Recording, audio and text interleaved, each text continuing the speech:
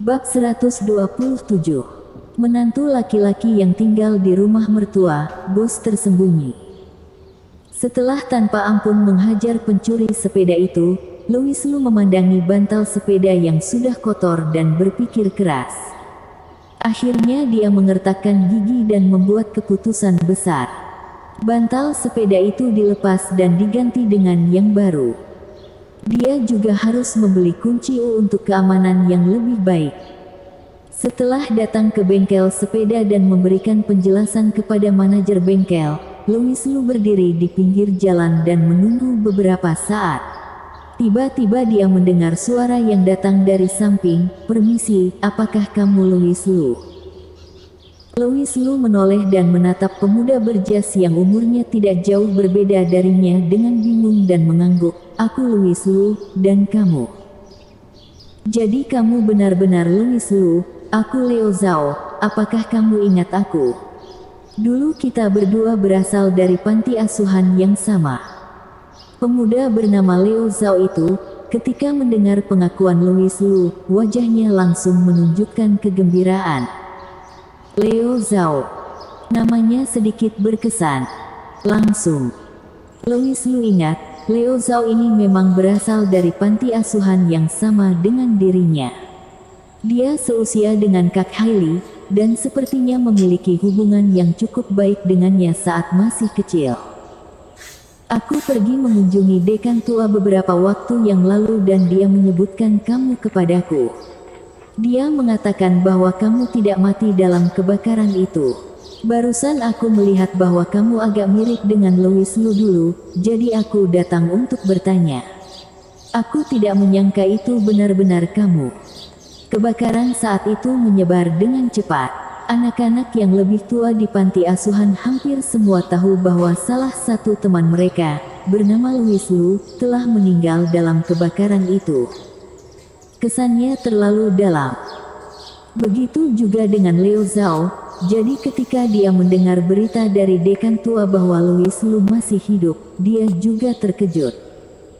Louis Lu berkata sambil tersenyum, "Aku hanya beruntung karena kebetulan diselamatkan."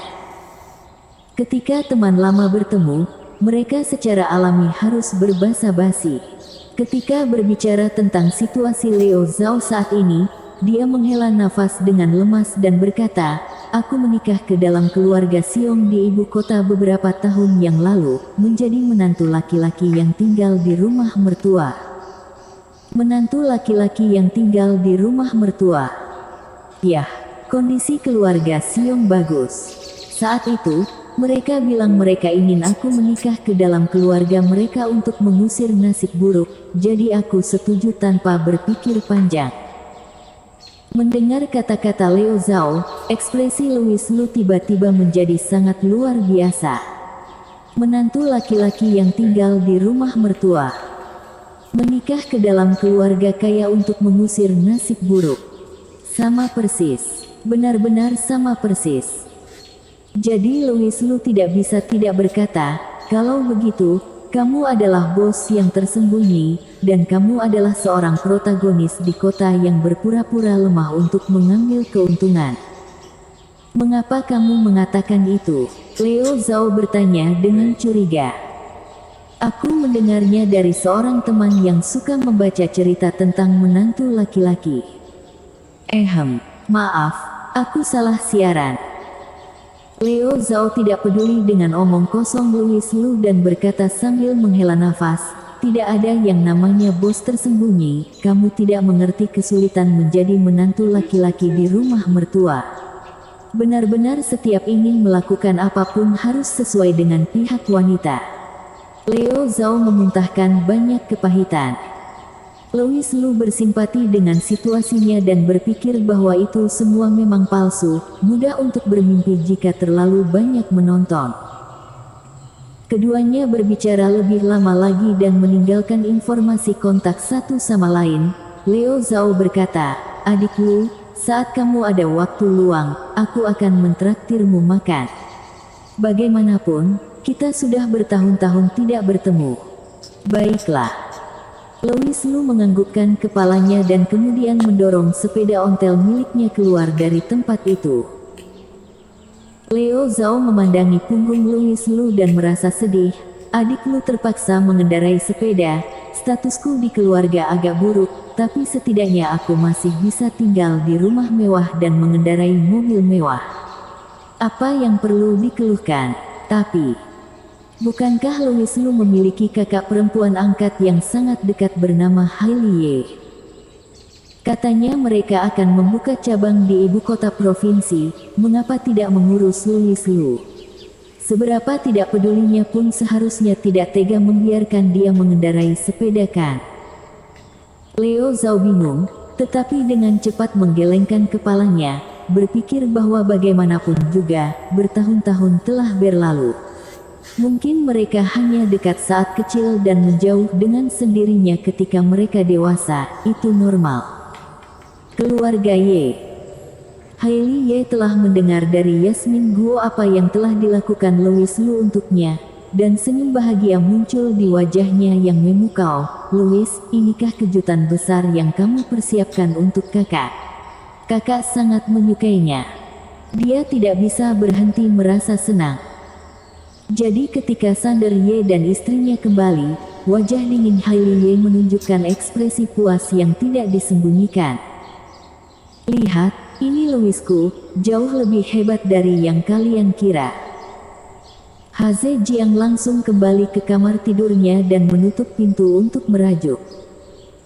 Sander Ye, di sisi lain, duduk di sofa dan berkata kepada Hailey Ye dengan getir, Hailey, apakah kamu sudah tahu dari awal bahwa Louis Lu adalah Master Louis?